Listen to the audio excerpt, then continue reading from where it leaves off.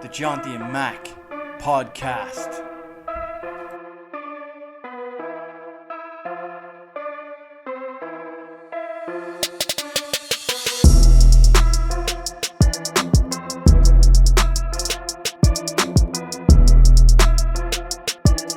Well, Mac, what's happening? What's the crack, bud? How's things? Long time no here. We're back. We're back.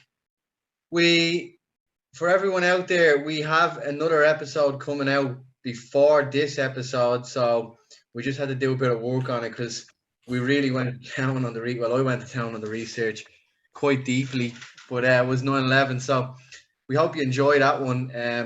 Any feedback would be great, you know. So because 9/11 was a bit, what would you say, Mac? It's heavy, dark, man. It was heavy. It was dark. But you know what? It was good. It was brilliant. It was enlightening.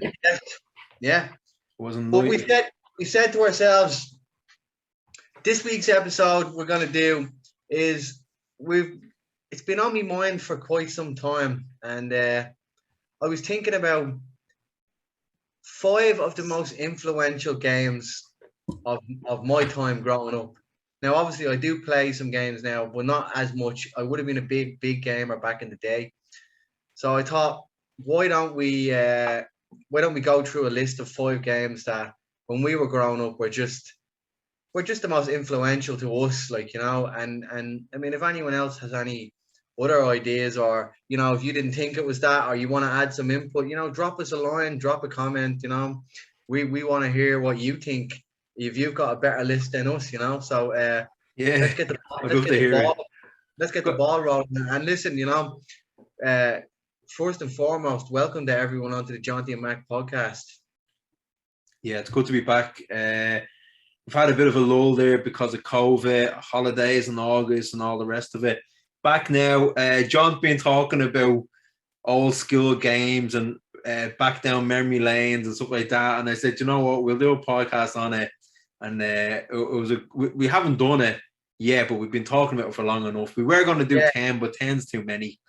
And like you said, like, we are that generation that grew up in front of the telly, in front of the games. All the first generation PlayStations and Segas and Nintendos were what we grew up with. So we'll start by number 5, John. You go first. What number 5? Your favorite game as a kid, your most influential, your most memorable. What have you got? But I take it we're going 1 for 1 here, starting at the. Yeah, we'll go 1 for 1. Working our way down to number 1 between that is each just the best. All right. Yeah, I think we'll go 1 for 1 because I don't want to listen to you for half an hour. I have number 5. I'm going to go with a game that was released by Westwood Studios in 1996 called Command & Conquer Red Alert, which is a game that I would have spent hours on a PC. I didn't have it on the PlayStation. It was my dad gave it into us. He bought it in one of those like computer shops. He actually just went in there to I think he just to get some like antivirus or something like that, or floppy disks, if anyone remembers what they were. Yeah, Jesus, that's gone floppy back. disks, man. Anyway, my dad got them, and he came home and he said, "Here, lads, this is some sort of army game. Do you want to have a go of it?" Like, and we were like, "All right, yeah." Took ages to install, man, and I mean ages. But once we got it in, right, got the setup on it, I was like, "Whoa, this is incredible, man!" The missions alone, you could either pick where you worked for the Allies, or you worked for like the communists, basically, either China or Russia, you know. But it was funny because each side had their own like special technical abilities. Like, you know, the Americans would have like satellites and they'd have nuclear weapons and stuff like that, whereas the other ones would have like specialist time travel vehicles. The Russians would have, and they'd have these Tesla electrocuted machines and all. So it depends on who you picked, you know. And if you were with the Russians, you could have Tanya, you know. Tanya was like, if anyone remembers Tanya, basically, she was like your specialized soldier that would just like blow the shit out of any building if you send her into it. If people don't realize, it's like a what would you call it when it's like kind of you're looking down on it? Like topographical. Yeah, maybe, but it's a different name for it. But basically, you're kind of looking down like the Sims style, but it's a military game where Oh, you start off and you have to basically build up power stations. You have to get like an ore. You have to build up. What was the name of it again? You have to collect ore to basically build up your financial aspects, then build your military, because you haven't got very long if you're doing a skirmish on it before someone else comes in with their tanks and their GIs and everything and just wrecks your whole place. So you have to really fortify where you're at and that, you know. yeah, it's a good one. It's a good one. It's a bit like June. It reminds me of June or something like that. Do you remember that game? Similar Yeah, premise. but was June not a first player shooter, no? I think so. Now June was kind of like you go out and seek resources and build cities and stuff like that. Yeah, a good choice. I never really played it now. I didn't really play. I probably played a bit of June. I wasn't really into big June. I didn't spend a lot of time on it. But my number 5 is I'm gonna go way back. Okay, so I don't know if any of you remember the Commodore 64, but I do. Okay. It was the first ever computer I had, and I shared it with my brothers for Christmas one year. We got so many games with it and stuff like that. I won't mention just in case John mentions another game, but my favourite one out of a lot of them was the Simpsons game. And if you're a Bart Simpson, you're on the little skateboard jumping up and down, and that brings back a lot of memories, a lot of good memories, because it was so fucking long ago. And I just remember there's a little corner in the house, a little dark corner in the house. That's where the computer was. And anytime you come in school, you go onto your Commodore 64 and you had to put in, like, remember John said the tapes, you had to load the tapes in. The games weren't like advanced. They weren't like They were cartridges.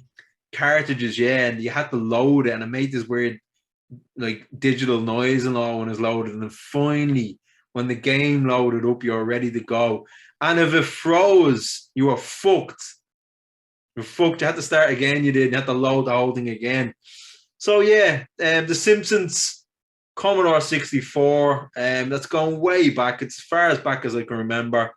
And I had to go in me top 5 just because the memories of it I had. What were the missions on it?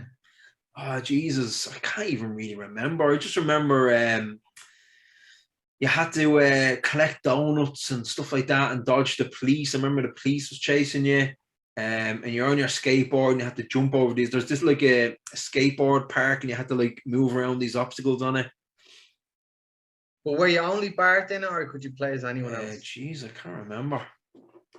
I think you could play as Lisa as well. I think that, yeah, you could play. I think the only person I can't remember playing was Maggie. Right, so you could play as Homer as well. Yeah, you could play as Homer. Yeah, I could be wrong. I can't remember if you can play as Homer. It's going way back. That's how far back we're going. Yeah. What? Principal Seymour Skinner. Skinner chasing you, and Willie with the pickford. Yeah. Yeah, do you remember that? Anyway, that's number 5. Yeah, that's going back. That's going way back. Great memories of that. When was that really? When was that out? Oh, Jesus, the 80s, John. Like the Commodore 64 was 80s. Yeah, 80s, yeah. So the Sims in late 80s. Yeah, I say about 88, 89. We'll go with that. If I'm wrong, tell me. Yeah. No, I don't know, mate. I'm just checking because that would easily have been like before the 90s. Yeah, absolutely. Because the graphics were so shit, and the build quality, and yeah, because I remember even the wires and all, you had to connect to the telly. You need certain adapters and all. That's how fucking old them things were. Yeah. What's number 4? What have you got? Right. Number 4 is a game that's close to my heart. And I spent hours on it. And it was, for me, it goes down as the king of football games of all time. And that is a game by the name of Pro Evolution 6. Wow, that is. Which people don't realize Pro Evo is made by Konami. Yeah. You know, that was released in 2006. I had it for the PlayStation 2, and it was just the king of football games. I don't think anyone played FIFA back then when that PES was out. PES was the big like if you wanted to play a football game, PES was it. Hmm. You know? Yeah, I do remember it vaguely. I wasn't a big football game, but yeah, I remember. It was before FIFA. Yeah, that's right. Yeah, what you could do in it, right, was which was quite unique for 2006. You could make your own team, right? And it was so extensive. You could actually, like, if people remember this, you could you could format your own jersey, shorts, socks, right? And then you could, like, I can't remember what I called my team. I think, oh, Jesus, I'm trying to think of it. I think I called them like Rialto FC or something on the computer. Yeah, we had like a blue jersey, but like the Master League, sorry, that's what it was called. It was called the Master League on it, and you had to work your way into like the Premier League, like, but it was just brilliant, man. I made my own man on it, and then a lot of other people start making their own man on it. But the capabilities of it, like all the players, I mean, all right, it didn't have the rights to a lot of the teams, right? So Yeah, if people remember this, you wouldn't have had Man City, you would have had Man Red. yeah. You wouldn't have had Newcastle, you would have had Magpies. You wouldn't have had Man City, you would have been Man Blue. Things like that, right? Yeah. Liverpool would have been Merseyside, for example, right? But you still had all the players, you had all the capabilities of them. And then when you went to the international games, because really that's what I played was with international, you know. And back then, like I had Holland, Portugal, and France were a big one. England were a good team on it. But I mean, I would play people for like game after game. Winner stays on for hours. That's right. Yeah, well, that's used to play Winner Stays On. Yeah. PES 2006. It had like Adriano kicking on the front of it, and it had John Terry. It was a super football game, and for me, it goes down as the greatest football game ever made. Is PES 2006. Yeah, I wasn't really a big football. I do remember it though. I do remember a lot of people did like it. Yeah. I did play. I was never really because I by that stage I wasn't really a big football player anyway. But it was a good game. Yeah, it got a lot of people, and you could do bets on it and play little games and all on it. Yeah, and it was perfect. It was perfect for the age group that we were as well. Well, just that particular game, like I don't remember anyone at that time playing FIFA. It was just PES, and it was just it was so addictive, man. The Master League on was way ahead of its time. I do remember the international team as well on it. Yeah, international was brilliant, and the games were just so addictive. Like the speed of the play, the passing, the goals you used to get in from outside the box were just outrageous, man. People would be breaking the controller on the ground, going ape shit, and for all of I just remember that being probably the best football game just ever made, in my opinion. Look, people can argue about that all they want, but you know, I'd even go back and play it now. It's that good. All right. So number 4, right? I have another one. This is a has to go in there. It was just the time, the graphics were just typical arcade graphics. So I picked number 4 as Street Fighter. Now, this is, if you remember Street Fighter, okay? You had Ken, Ryu.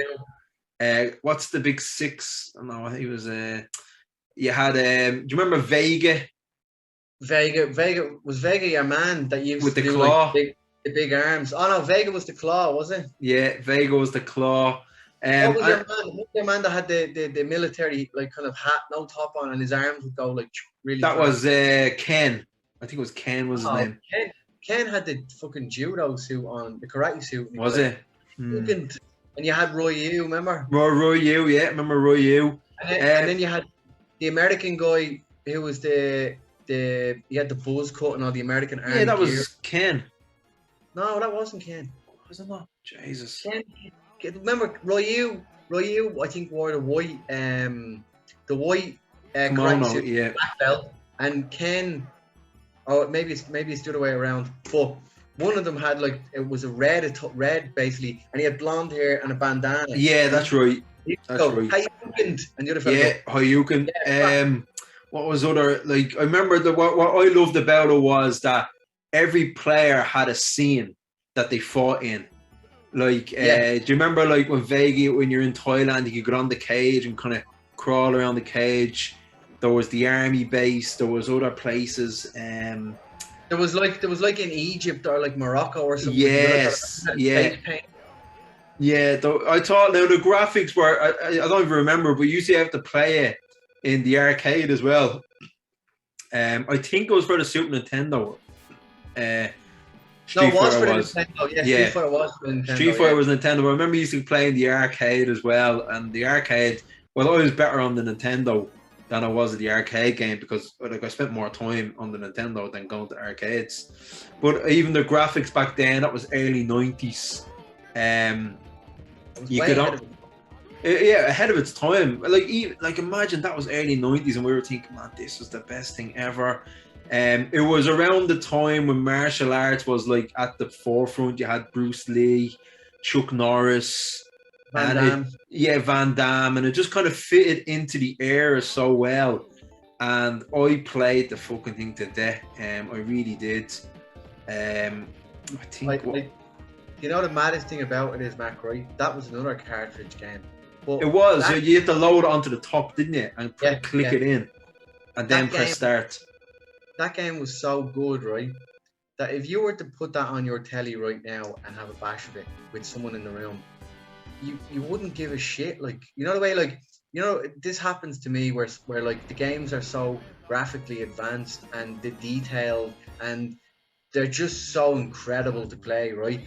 But when you go back and play the old games, right, there's the arcade finesse and the graphics and the simplicity of just, it's very tactical. There is a bit of cheating and a bit of button bashing, right? There's nothing wrong with that. But like that was what made games fun. Like, I don't know, maybe now they're just like they're too in depth and well, there's a story behind games now, and there's nothing wrong with that either. But I love the old. Remember that old arcade sound of the ping pong? Yeah, that's what I associate when I think of these old games, especially Street Fighter, because you had that bing bing bing KO. You know? Yeah. They had like fight. Yeah, that's right. And it just, it was just had to go on the top list because it's a classic game, and they made a movie about it as well. And it was Van Damme in the movie. That's right, yeah, Van Damme. You couldn't. That's what I'm talking about. The game was out way before that. Oh, it was, but the Van Damme kind of like that's what I'm talking about. With the era that was in it, the characters associated with it. Who? With Bolo in it. Who's Bolo? Remember Bolo from Bruce Lee, Enter the Dragon, who crushed your man like that. Oh yeah, Jace, that's right. He was in it. Yeah, that's right. I have to say, I love Van Damme, and look, I'm not anyone out there. I'm a Van Damme. I'll watch anything. Van Damme. But that Street Fighter one was like, that was the normal cheese, right? And then they just got every other cheese, and then just said, fuck it, we'll stick it in the microwave for 20 minutes. Yeah, absolutely. But you know what? As a kid, you didn't really realize how shit it was. It was just your senior characters there acting out this like cheesy movie, like, and whatever. There was a bad guy. They were fighting. What more do you want, like? But not only that, but you back onto the game. Do you remember where like it would go, round 1, fight, and then it'd be like, yeah. And you used to have to move your characters and all. Yeah. Ayukin. Brilliant. Absolutely. Yeah. That's why like then the year goes in, the memories that I got from it, walking around thinking I'm bleeding Royale, fucking jumping over gates and all, and that was just the year we grow in. Number 4. Yeah, but just before we finish on that one, wasn't it so satisfying when your mate's meter bar was like, it was like that much of yellow on it? Yeah, that's right. And you were like, I have him, right? And if I do something stupid, it's all over, right? And that happened to me many a times where I like went all out attack and then got absolutely lambasted and lost for that, right? That's but right. if you were a kicker, punching a kick away, you'd be so like hesitant, right? And then you just wait for that perfect moment and you go bang, just one good kick or something, right? And then you're like, you lose. Remember that? And that made that game so annoying because where you used to go like, Remember at the end, and you'd be like, Yeah, and they'd be like slow-mo dying and all, yeah. and you'd be like, and you'd be like, I have to watch this, and your mate's sitting there going, "Are you shy?" And you're like, "You fucking bastard! Let's do it again." Then. Well, that's what I'm saying. It was another one of them winner stays on kind of games. Yeah. Absolutely, yeah. Brilliant. Yeah, good choice for number 4, mate. I'd say very good choice. What have you got? Let's see. Moving on. Right. Moving on, yeah, we're down to what are we on now? 3, yeah. Number 3, yeah. What have you got? Right, this game for me, right, it's just so iconic.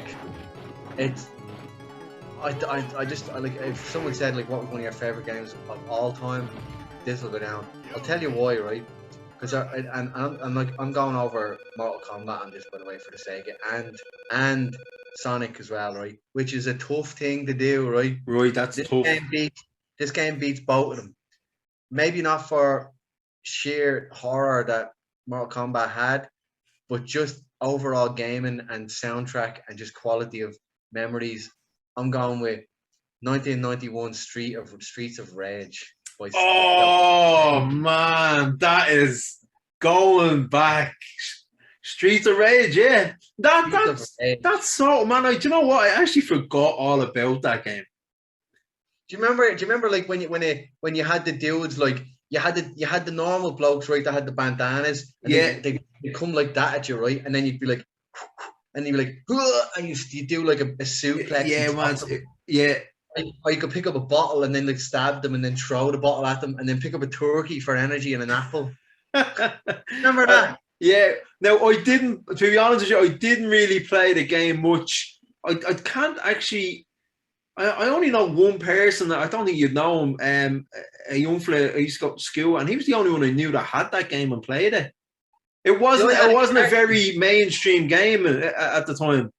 Yeah, see, I had a cartridge that had like, see, my dad, my uncle David in Tala, like, I don't know anyway, right? But I just remember my dad was sitting there and they were listening to old 90s house classics, and then my dad went out with my uncle and then he came back in and he goes, "Here, this thing's called a Sega.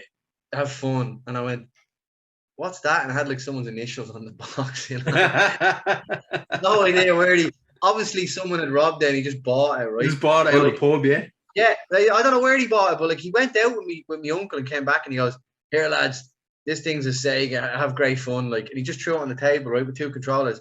But the box, the cartridge had this multi-game cartridge. Like, I remember them, yeah. I do remember them, yeah. I had 1 or 2 of them. Remember, we used to swap games. Yeah, because otherwise if you had Mortal Kombat, you just had Mortal Kombat on your cartridge. Right, and that was it. This thing had like, I can't remember, I had like Golden Axe and everything on it. Yeah. It's brilliant, man, right? But back to the Streets of Rage, like, if anyone remembers where you get in a bit of a sticky moment and like, let's say there's too many baddies, right? You press your, I think it's select, right? And all of a sudden the guard comes in and goes, and your man pulls out like a Gatling gun and goes like, and he shoots up a lot of bombs in the air, right? They all drop down and take the baddies out, right? And then you advance onto your level. But the bosses in it, the bosses were the hardest of all time, man. Yeah, I don't remember now, to be honest. You had the big fat fellas that blew fire like that. Yeah, they'd knock you out. You had the wrestler dude. Oh, I do remember him. Yeah, yeah. You had the wrestler dude with the big panther claw things, right? Yeah. No, sorry. You had the wrestler dude who literally was, in my opinion, Jim Hellwig. If anyone doesn't know Jim Hellwig, he was the Ultimate Warrior, right? This bloke was built on the Ultimate Warrior. He had the orange things on his arms, if people remember that, right? He was one of the big bosses. Then you had this guy that had these panther claw things, and he would, with red hair going back like that, and he'd come in and scrab you, right? And then you had the girls ones that had the whips. Do you remember them? Yeah, and there's some weird kind of thing, yeah. It was the Japanese boards that wore the geisha outfit, and then they would like, not a geisha outfit, but kind of like a geisha outfit, but not the makeup. And they do all like flying kicks and all. But man, that game, like, when you got to the end of that, right? This is why I love Sega. If you were at the 2 big bosses at the end, which was so hard to get at, if your lives were gone, right, they'd fuck you back to the start. So it was an unforgiving game. Yeah, it was unforgiving. All right. Man, you had to go back and do all like Oh the yeah, underground, stick on on it top of again. a roof, the elevator scene, Miami Beach, everything. Like that was painstaking to get back there. Yeah, no, I don't. I think that's number for me. Streets of Rage and Streets of Rage 2 and Streets of Rage 3. I played them. They're great games, man, and they're all Streets of Rage franchises. It's down as number 3 for me. Mac, what have you got? Number 3. Okay, this is another game that's dear to me. I have in at number 3 Metal Gear Solid. Right. Whoa. Right. Now this is the first one I'm talking about. I didn't really play much of the old ones. Metal Gear Solid. I didn't actually own the game. This is when PlayStation 1, I think, first came out, and it was a mate of mine who had the game, and started playing it, this, that, and the other. And you know what I mean? We got down to each other's gaffs in the room, fucking have a few joints as a teenager and play this game. But then what happened was, you know, like you swap a game for a game or whatever like that. So I got Metal Gear Solid, and my God, did I just fall. By Konami, yeah? Yeah, by Konami, that's right. The storyline, the characters that are in it. I think it was the first time that a game really accentuated a storyline through the whole theme of it. And you had every level was an opening to a new level of the story. I think that storyline, Mac, was probably will go down in history as one of the best storylines of a game ever made. Yeah, it was a weird one. It was a weird one because it introduced you to, like, you had to get all the weapons, your stealth mode, the characters that you were fighting was that Revolver Ocelot, Ninja, and then you remember you could get the stealth. You could the stealth, you only got that after you completed it, which was that's right, yeah. The bandana, yeah, that's right. It was the first time that you could ever have a communication between you and which was the computer through your nanotechnology. Like, when was that getting made? That was John. That was late 90s, I think it was. That was easily late 90s. Metal Gear Solid. It was so ahead of its time with a lot of things. You remember, Mac? You could ring the Colonel. The Colonel. And it go like incoming call. And it come on and go like, Colonel, Snake, get out of there! Like you'd say, like, Snake, quick, use the door on the left with the level 5 pass. And I think if I'm right, there was a board you could talk to, and she'd tell you where to go. And that's right, yeah. She was, I forget her name now. Jeez, that's kind of far back. There was a board. Do you remember Snake? Do you remember Snake? And I'd be like, damn. Yeah, he was literally based on Snake Plissken in. Do you remember what was that? 8 Out of LA or something like that? He was literally Snake Plissken. Like, the character was him all over. I think there was Kurt Russell, was it? It was, yeah. Was it Kurt Russell? Yeah. If you ever watch, I think it's Escape from LA or Escape from New York. Oh no, it is Escape from LA. Yeah. Kurt Russell. Yeah, that's right. A Snake Plissken, but Snake in Metal Gear Solid, yeah, it was based on him. The storyline was a bit different, but like they based on him, and it was just a great game because it introduced you to the character and to the computer. Like the computer was talking to you. Yeah, the game was like a character. It was quite amazing because if people remember that game, like, it was the first time ever. Well, I don't know if it was the first time ever, but it was definitely the most incredible design for your inventory box I think I've ever seen of a game at its time, where you could have like you could smoke a cigarette. You had like your binoculars. You could switch to them. You could do additions like a cardboard box. You get into a cardboard box and hide the soldiers who go by you. Your weapons cache. You could add stuff to weapons like suppressors and stuff. Lasers, lasers, scopes. But not only that, man. Here, do you remember you could take diazepam in it? Benzodiazepam. When you're in pain, you take diazepam. Yeah. Yeah, You had to use rations to keep yourself from when you I were think it was injured. your life. Whatever. Yeah, your life went Yeah, down. Yeah. keep your life going. And the soldiers in it were so smart. If you were walking through the snow in Mission 1, they'd track you. Yeah, it was good. Remember Yeah. go like, wah, wah, din, Yeah. din, din, Who goes din, there? Who goes din, there? din. And then you'd be running around for ages, and like there'd be a non-stop amount of guards that would constantly come. Yeah. If it went to red alert, like the guards would double. Like, you know, it was weird. Yeah. It was a very good game. Very well thought out. You could do a hand-to-hand combat if you got stuck close to them, take That's them out, right. right? Yeah. Or you could get behind them, right, and grab choke them by the neck, and you could walk with them, right? And then That's if your right. man done that, if your man tried to move, you go, and then you stop before you snap his neck, right? And you drag him around, and then you go, and then little dots would come up, and then you choke him, and you go, diddle-link, and then he disappeared into the ground. That's right. And if you were dragging him and someone shot him, they shot at him and not you. That's right. You could use him as body cover. Yeah. That was so advanced. One thing, if you remember about that game, I think if memory serves me right, there is no game in history currently or before it or during its time which had the longest ladder walk in history I've ever seen in my life. How do you mean ladder walk? What do you mean by that?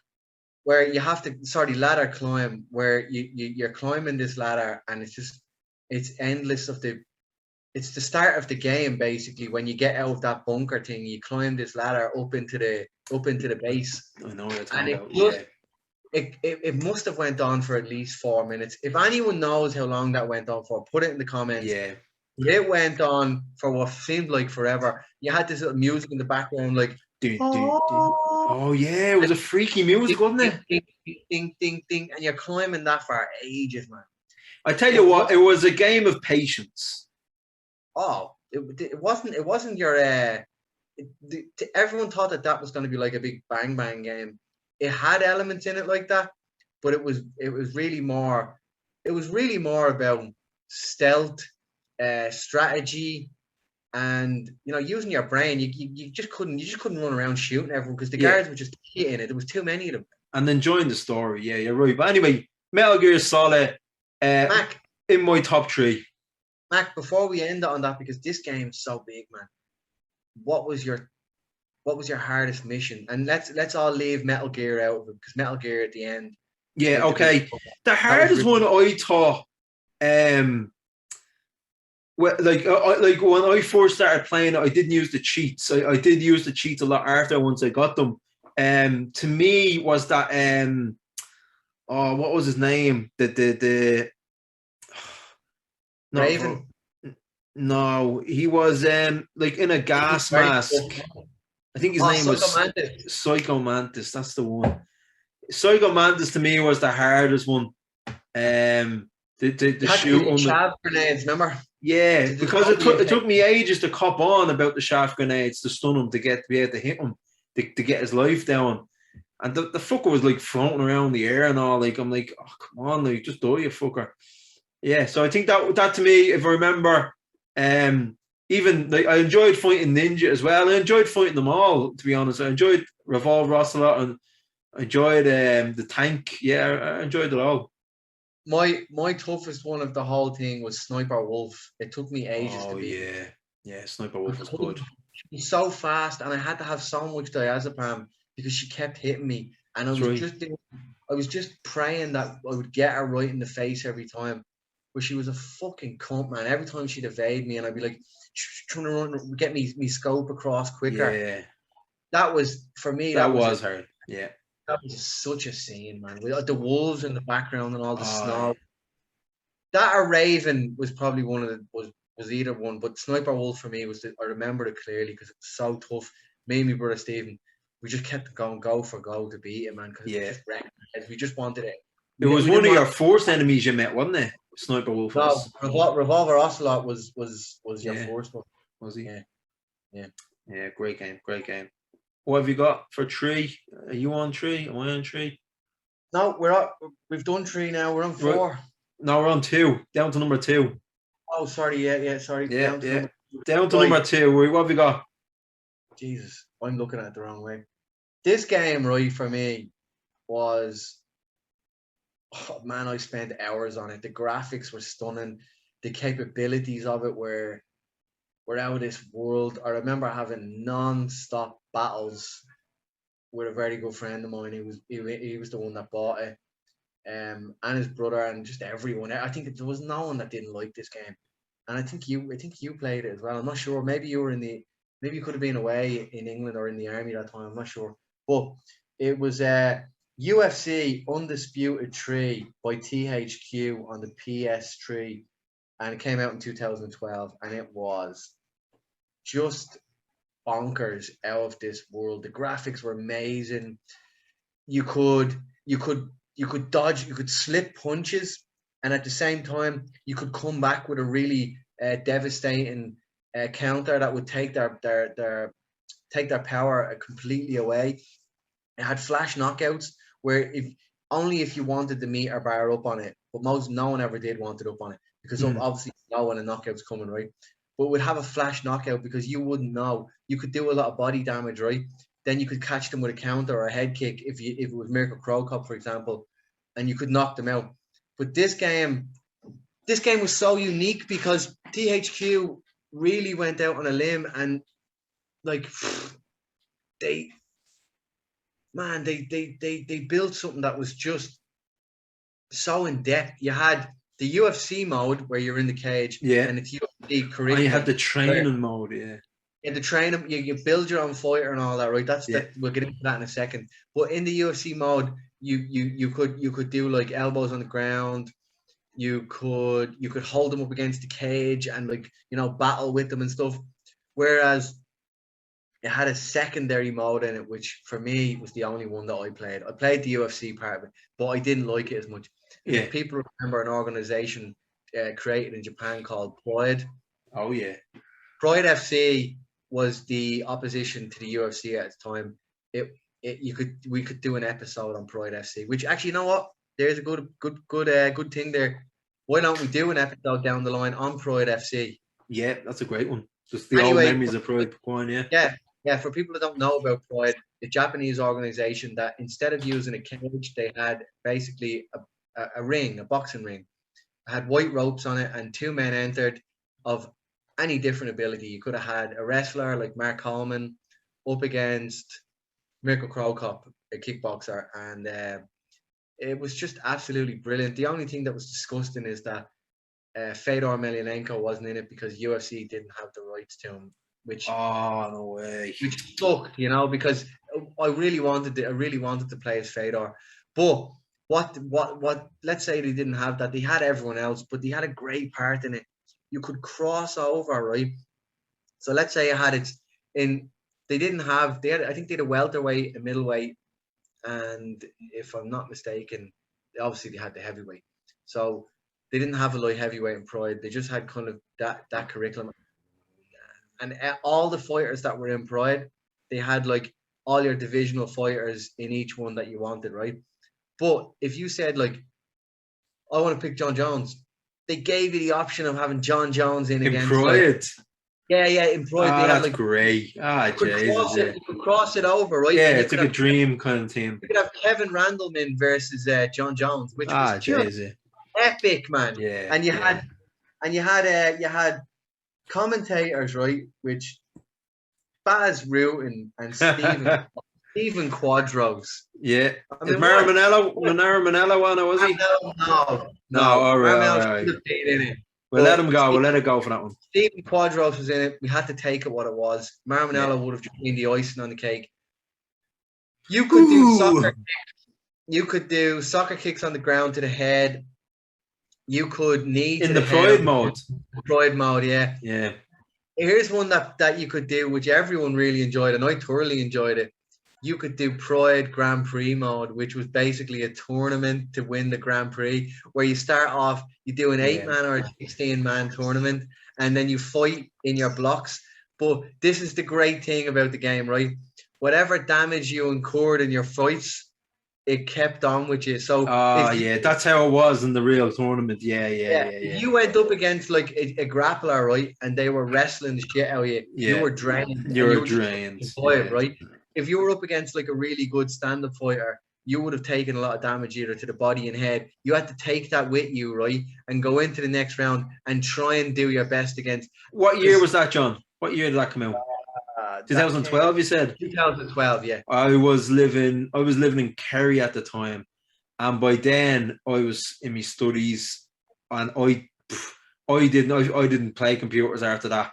But I do remember, I know I did probably meet you once or twice where they were playing, and the lads were playing on a Saturday. I'd pop up, probably watching the UFC fights, and I'd play a game or two and something like that. And I would be crap and shy at it. I wouldn't be able to.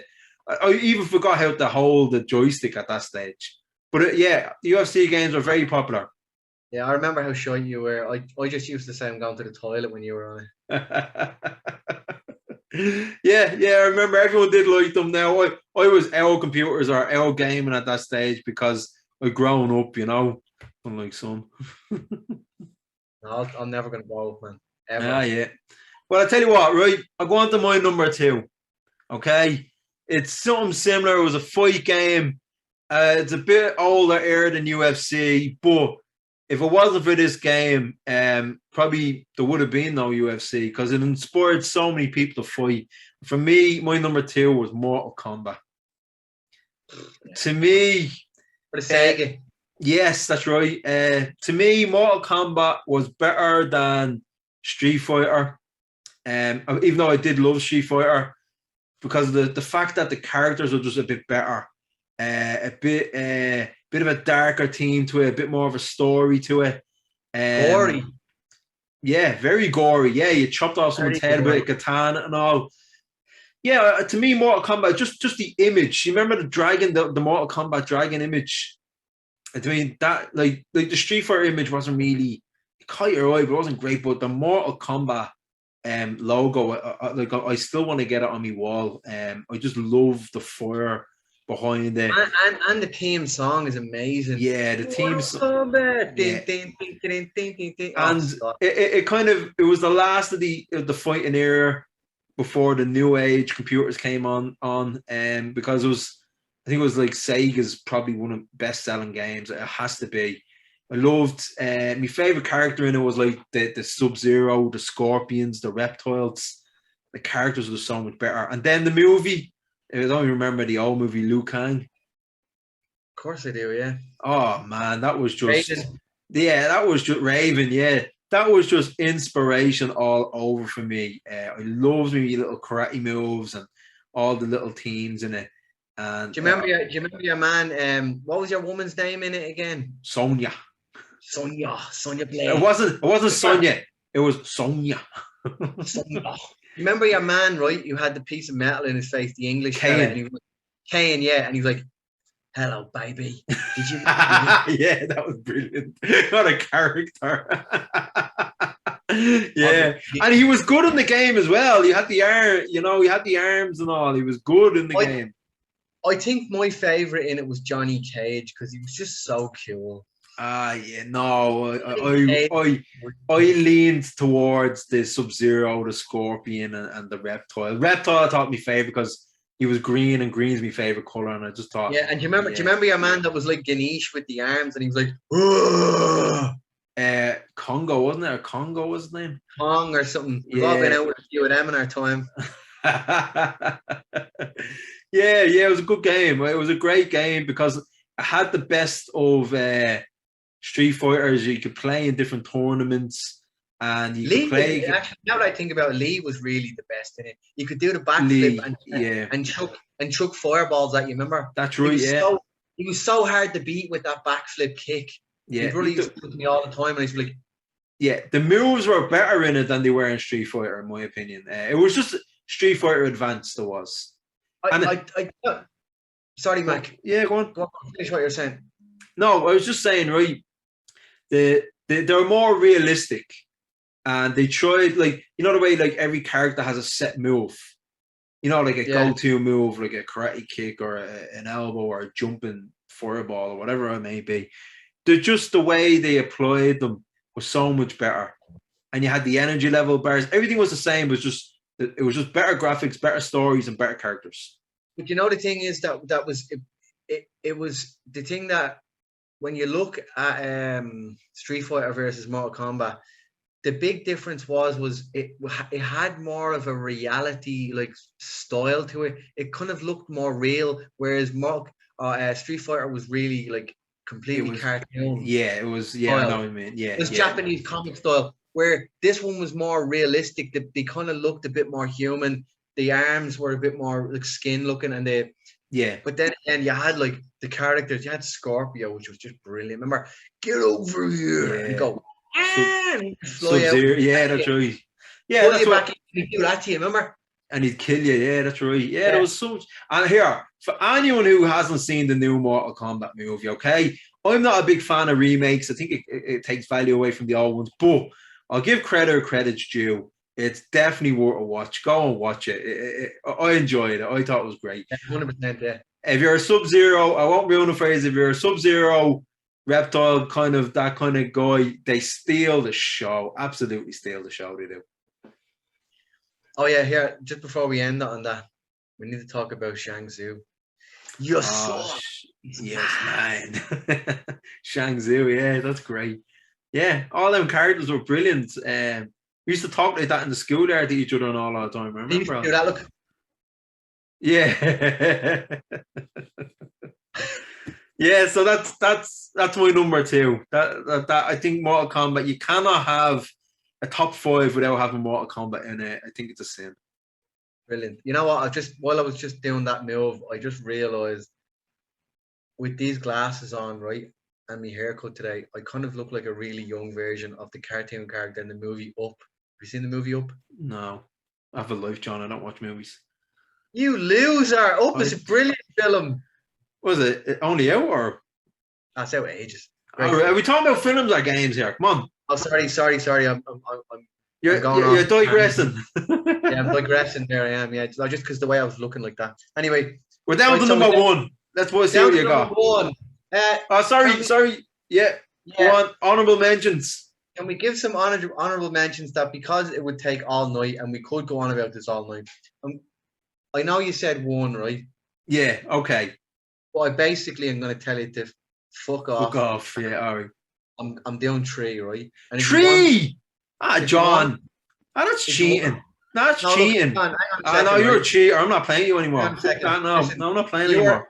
When you were playing cards with me years ago, I always had one underneath the table, right? So let's just get 2.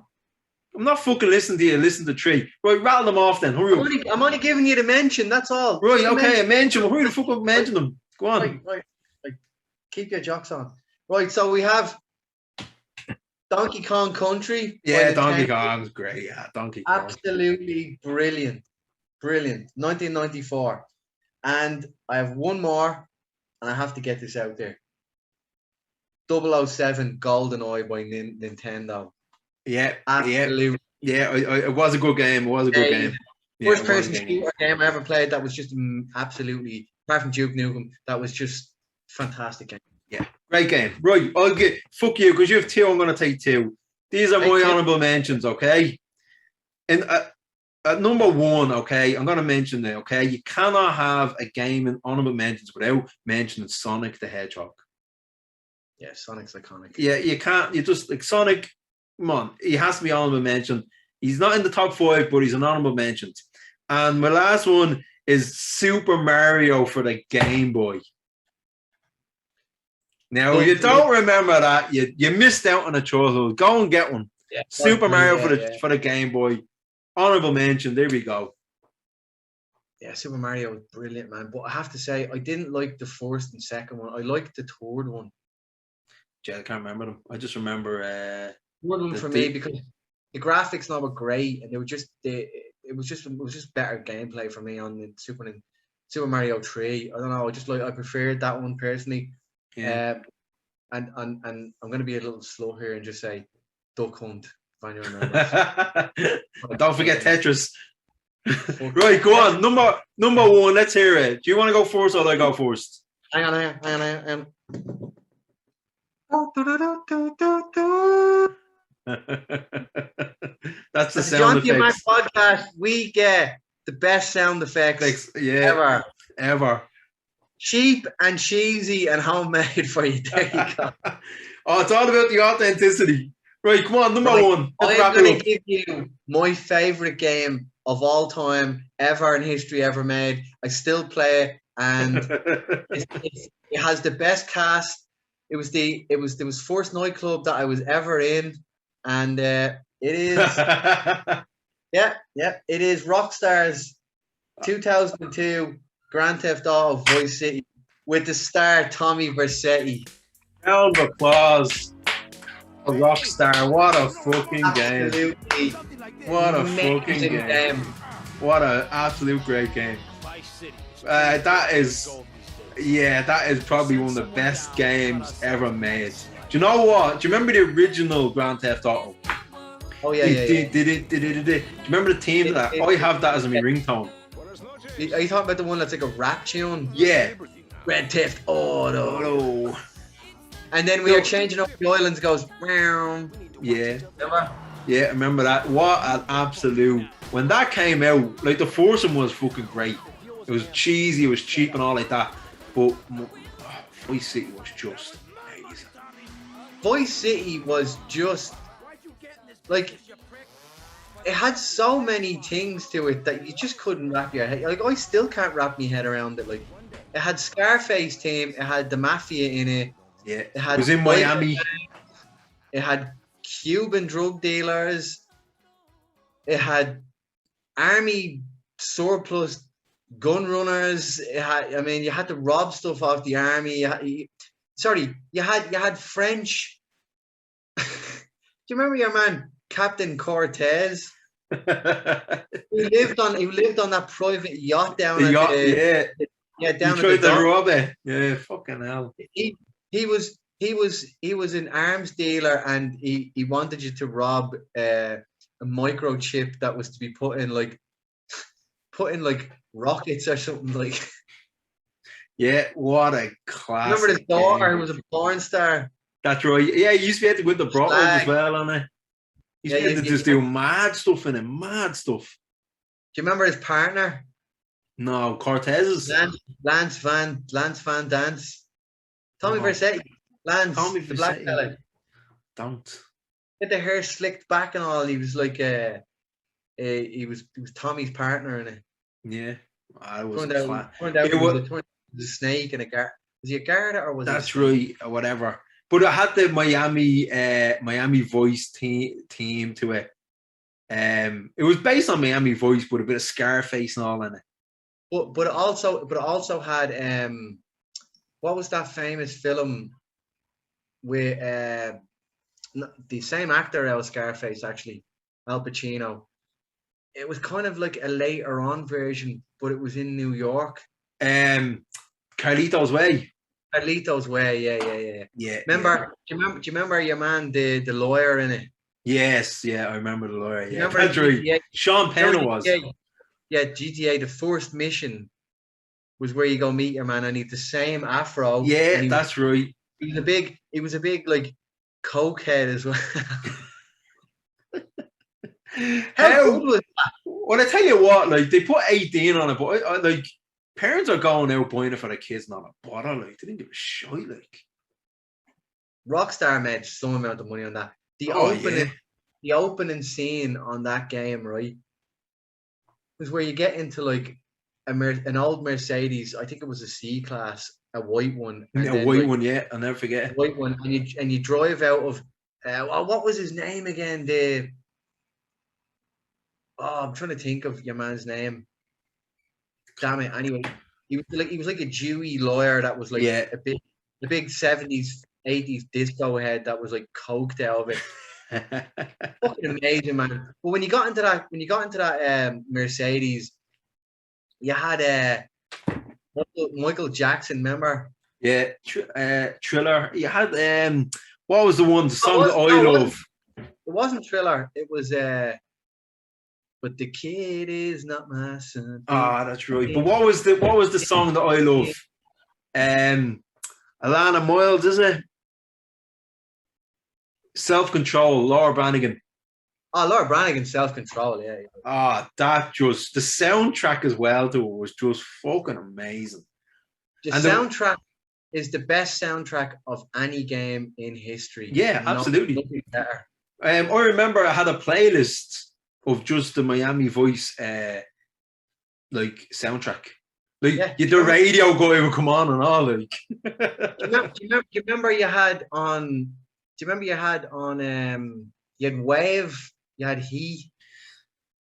You okay, had. I don't remember.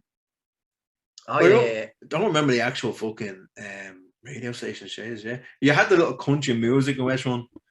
You gotta hit alone. The ads. Do you remember the ads? Yeah, Jesus. There's ads and all. Remember the ads for like there was some cosmetic ones as well. Like there was one for donuts, and your man's like, I just love the batter all over my face. And then you had like another guy's like, I wear women's panties and walk down Fifth Street Avenue. Wow. Yeah, it was definitely a game that was out there, and definitely one of the best games ever made of all times. The missions were the toughest ever. Definitely a good number one. Missions. Definitely a good number one for you. Definitely a good number one for you. Robbing that tank was just unbelievable. Yeah, the tank, the bazookas. Helicopters had. Do you remember when you used to go from island to island? It would have on it. It would stop, and you'd have like palm trees in the background, and you'd have like, I ran so far, and you're like, and then it goes back on, and you have like you're in your comment and you're hovering over the bridge. Yeah. Do you remember your man Diaz, who used to wear the flowery shorts? Yes, yeah, proper Miami short. Yeah, he lived in that mansion. He was the big South American coke dealer, and you were working for him. Yeah, that's right. I remember that. That's going back, looking. Wow, that's going back. You remember the motorbikes? How good were they? Yeah, that's right. Yeah, great game. You could jump over the canals. Jump into the water. Yeah, that's right. You used to be able to swim and all in it. Yeah, and Danny Dwyer was in it. He was Kent Paul. Remember he owned the nightclub? I don't remember now, to be honest. I'm not going to lie. It was too far back for me, John. That's too far back. You know your man, is it Ray Liotta who was in the Goodfellas? Yeah, Ray Liotta, yeah. He was Tommy Vercetti. Was he? Yeah, he was. Yeah, it was definitely. That cast was out of this world, man. Every mission in that. Now there was some shite missions as well, but the majority of missions in it, like, were just. What was your favorite gun in it? Mine was the Mac 10. I used to murder everyone. The Mac 10. I just loved the fucking the machine gun, the M16. Yeah, that was tough because you couldn't aim that. You just had to shoot it. Like you had to shoot it, and it was just. Sorry, I take that back. You could do first person mode, and it would be like a little circle thing, and you. That's right. Yeah, just shoot it like that because you could switch between modes. I remember that now. Yeah. My favorite. We'll move on. Listen. Let's call it spade a spade. It's a fucking cracking game. Definitely worthy of number one. Okay, but. My number one game is it's a bit different because I didn't go down that route of the whole Vice City thing as much as I did love it. My number one game of all times that I'll never ever forget, and I remember, is Gran Turismo. In particular, 2 and 3. Man, right? Gran Turismo was what a game. Jesus, that was addictive.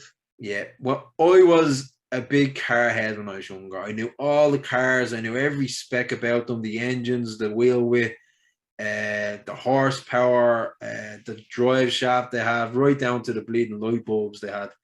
Gran Turismo was great because you had such a great selection of cars. You had to win races to get money to do up your car. And then you just progressed on it and different levels of it. But when Gran Turismo 2 came on the scene, what I loved more than anything else was it had a rally mode as well. So not only did you get the racetracks, all the good racetracks around the world that were real racetracks, all the great cars that were really real cars, but you got all the rally cars, old ones as well, all the Toyota Celicas, the Lancia Delta, even the Peugeots. All the Peugeots, yeah. But you could buy them as stock and do them up into rally cars. WRX And STI, the blue one. the what? WRX STI, the blue one. Remember that? Yeah, you had all that. You had the Lancer, which was just the Evos. To me, Evo that 8, was yeah, that was amazing. Oh, stop. great game. I played it non-stop. It got me through a lot of dark moments, that game. And at one stage, it was the only game I had. And I just played it and played it and played it till my heart's content. And I could beat anyone. I was convinced if I was to go up anyone against the world, I don't know why I didn't think about it going into some kind of competition. I would have been easily the best in the world at that. The amount of hours I spent on it. Sorry? Never challenged me. Never challenged you. Yeah, I don't know where you were at the time.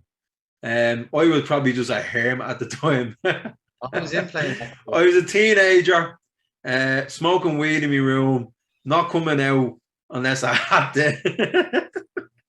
What weed did you get back then? Everyone smoked hash. Oh yeah, that's right. It was hashish. Yeah, that's right. And I just loved it. Yeah, and I used to just love playing me PlayStation with me fucking Gran Turismo, getting to know all my cars, getting to know all the tracks.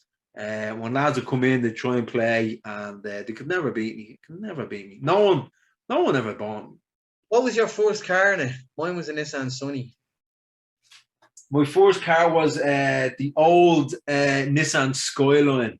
And I remember, I think you were given 500 quid at the start, and I bought an intercooler and some kind of turbo shaft for it that entered me into a race that could win me like 500 grand per tournament.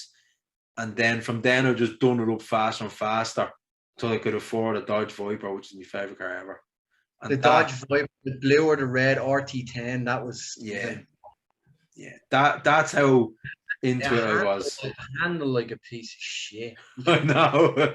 You couldn't take corners well, and it just spin out. Remember? Yeah, it was a terrible car. Absolutely. It was like, it reminded me of what was that one? The Chevrolet.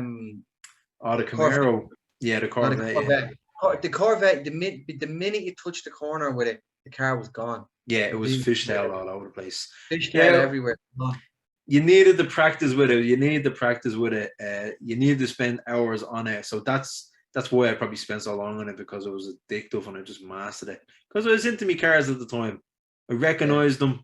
And that's why Gran Turismo is my number one of all time, my favourite game of all times. So there you have it.